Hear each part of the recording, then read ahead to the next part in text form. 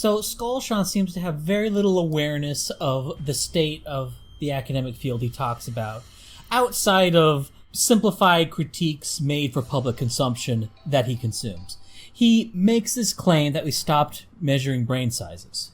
So way back in the old days, if we wanted to determine someone's personality traits and abilities, we could measure their skull, calculate the volume of their brain, or simply look at their facial features. Phrenology, however, has fallen out of favour with scientists of late, although it should be noted the technology sector is currently in the process of reinventing it. Now, I won't be going all that deeply into the history of intelligence testing today, so I'll just start off here by saying that researchers eventually, for the most part anyway, stopped measuring people's skulls and started trying to measure what was going on inside them.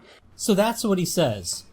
In contrast, here's a single review from a bunch of Dutch guys from 2015, one of whom is Jelt Wicherts, who some of you may know, and they're looking at studies comparing brain size to psychometric intelligence tests, and it's 120 studies that these guys found from 1987 to 2012, and the correlation is 0.3 in the whole sample and in the healthy subjects. In fact, they mentioned that they found 444 studies just looking at the relation between brain size and IQ, and it was just 120 that met their experimental design. And I'll link more of such reviews like this in the description. They are ubiquitous, they are routine. But the research is advancing to now that they're looking at tissue proportions, lobe size proportions, and this paper from 2019 is apparently looking at specific clusters and arrangement of neurons that are more or less associated with psychometric intelligence. And all of this started with guys from the mid to late 1800s using calipers and shot pellet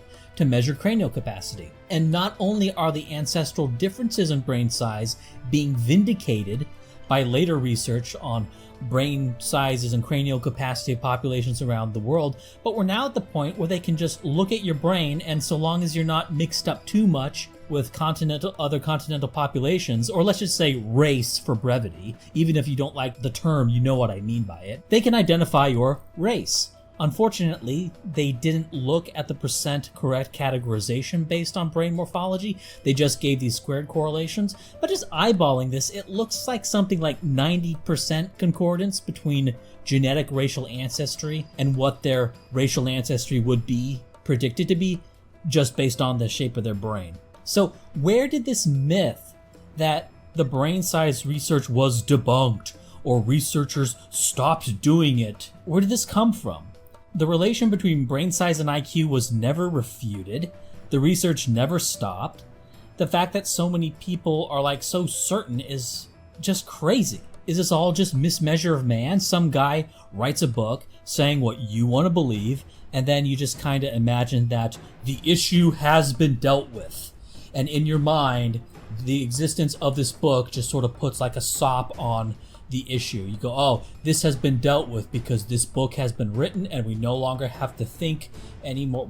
I have outsourced my thought to Stephen Jay Gould, and now this issue is dealt with. It was never dealt with. It was never refuted, and you're not going to refute it because it was never wrong in the first place. Cyril Burt. Okay, Cyril Burt.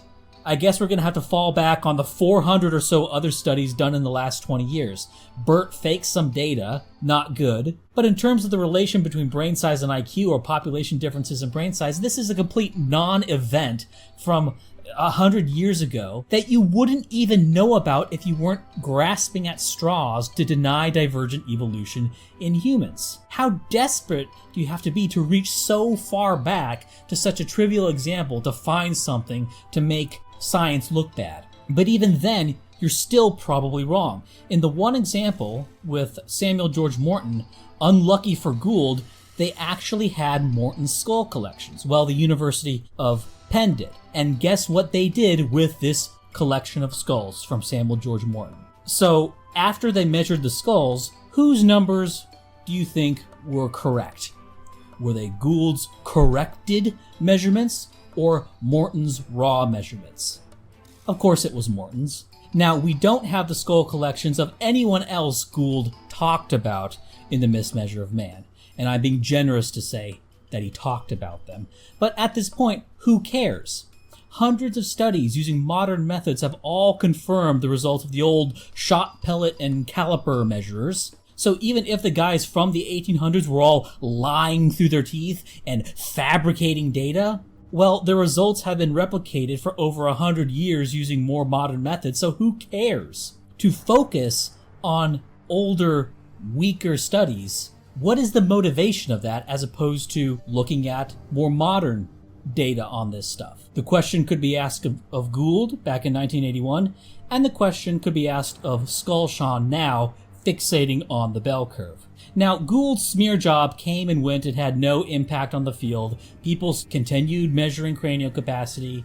People continued looking at its relation with IQ, and they're going even deeper today. But it greatly influenced the opinions of know-nothings like Shaun or the colorblind boomers of the Republican Party establishment. The common thread of people who are bamboozled by this being stupidity. But Shaun also treats this like some sort of dichotomy. Now, the people who look at the relation between brain size and cognitive ability tend to be psychometricians or neuroscientists. The people measuring brain size and morphology in other dimensions are also the same people who are most interested in what's going on inside the brain. Think of what Shaun is implying here, that there's some group of people who try to measure brain size through various methods, but don't care about what's going on the inside?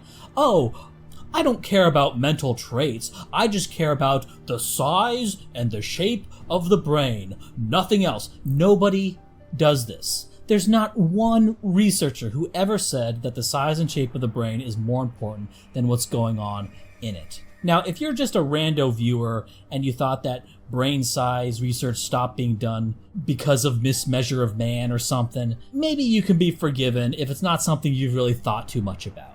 Fair enough. But if you're doing a research project on this, and you do this stuff for a living as Shaun does, this is a disgraceful level of ignorance.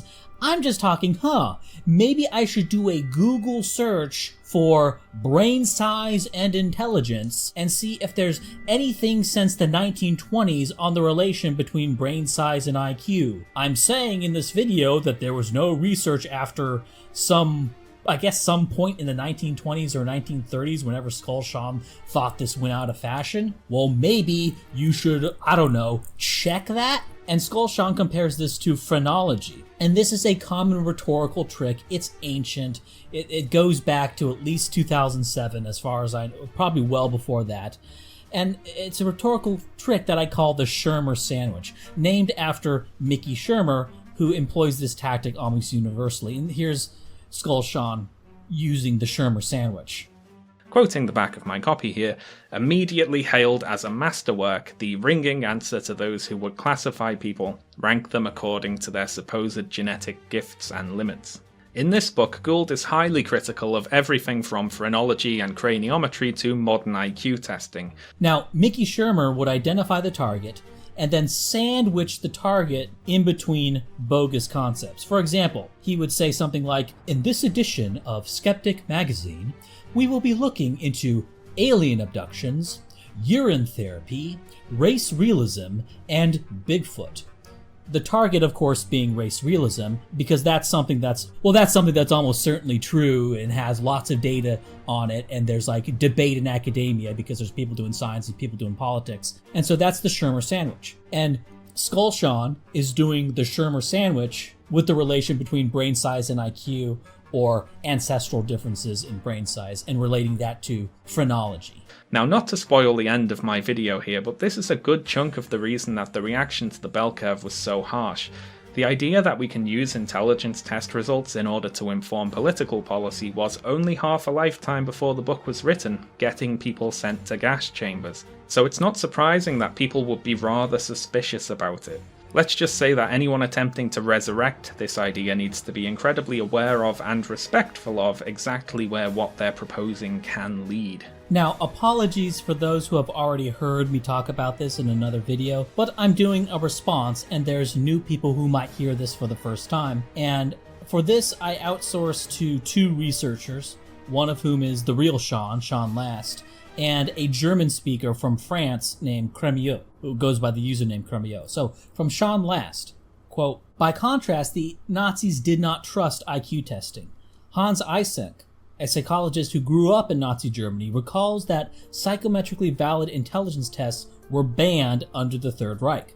On page 16 of his 1979 book, The Structure and Measurement of Intelligence, he wrote, quote, Stalin, as already noted, banned intelligence testing for being bourgeois, and Hitler did the same because it was Jewish. Some people will be surprised to hear this, as it is often said that the Nazis used IQ tests to determine who to sterilize as part of the eugenics program. Nicholas McIntosh clears this up on page 20 of his textbook, IQ and Human Intelligence. Quote, German doctors did indeed cobble together a few questions. Who was Bismarck? Who discovered America? Which they could put to those suspected of mental disability, but they regarded the results on such tests with skepticism, especially when it was found that they failed to discriminate between normal and backward children in East Prussia, and that far too many members of the Nazi Party were unable to give the correct answer. Doctors were more likely to rely on their impressions of the victim's behavior at the interview, and their interest in moral feeble-mindedness resulted in many of these questions being superseded by ones asking why people pray or why you should tell the truth. From Cremieux, quote, given that I'm a native German speaker, I can read sources on this that Turkheimer may be unaware of. Erich Rudolf Jansch and Friedrich Becker offer an excellent description of Nazi views towards intelligence and group differences. From their writing, we can see that the Nazis believed intelligence research represented a victory of the bourgeois spirit, that intelligence measurement, especially with a predominant general factor a la Spearman, was an instrument for Jewry to fortify its hegemony over white Gentiles, that the use of intelligence testing in schools was a system of examination of Jewish origin, etc. Almost exactly like Sternberg and more recently people like Nassim Taleb, the Nazis claimed that because people differ and thus intelligence differs, there should be examinations not for intellectualism, but for practical intelligence. The Nazis claimed that correlation and factor analysis were invalid tools for understanding anything.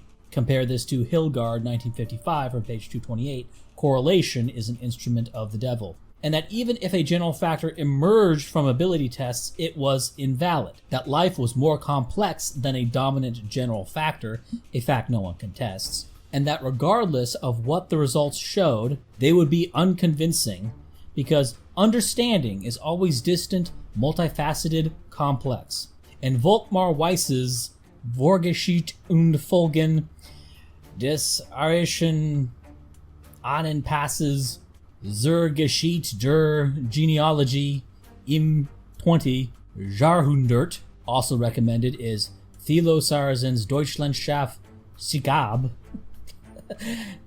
He records that the Nazis rejected IQ tests. If they had accepted them, they would have to admit that Jews outperformed Germans and that Slavs performed very similar to Germans. This is completely inconsistent with what Turkheimer implies and with the apparently popular view that the Nazis cherished and frequently used IQ tests. When it came to group differences in humans, the Nazis were pragmatic nihilists capable of denying evidence when it suited their agenda, like Turkheimer. So the idea that the Nazis were big on IQ is just nonsense. It was something retconned after the war. Now, in fairness, if you're just the average Joe, you're not going to know this. This is pretty obscure knowledge, so I wouldn't hold it against the typical viewer to not know this. But I do hold it against Skull Shaun, because he's using his giant platform to repeat fucking mythology, when he should either do proper research on these topics, or just not say anything about it. But Skull Shaun is stupider than even this, because let's say the Nazis did fetishize IQ and were a kind of IQ supremacist movement. Well then, why were their two main targets in the Holocaust Jews and Communist Party members above a certain rank? Even if Skull Shaun was right about the IQs loving their IQ tests, his story wouldn't make any sense because the Nazis were targeting Jews and high-ranking Communist Party members not because they were stupid, but because they were subversive towards the Hitler regime. And lastly, this may be a little bit speculative, my sort of subjective take on it, whatever, but what Skull Shaun is proposing, it just doesn't seem to be the way humans actually think. Humans don't go, oh, those people over there, they're stupid. Kill them. How dare they be stupid? Nobody operates like that. I think there were some eugenicists around the turn of the century who thought that it would be a good idea to sterilize all black Africans, or to come up with some mist that would just put them to sleep and have them die peacefully and painlessly or something. But see, that was like a kind of academic exercise, which is still horrible, but it wasn't the kind of hate you get directed towards Jews or, I guess, Communist Party members. We could treat them like an ethnic group. I don't know, maybe most Arabs would want to kill all black Africans if you ask them, but in terms of what animates Arabs, it's hatred towards Jews, not some low IQ group.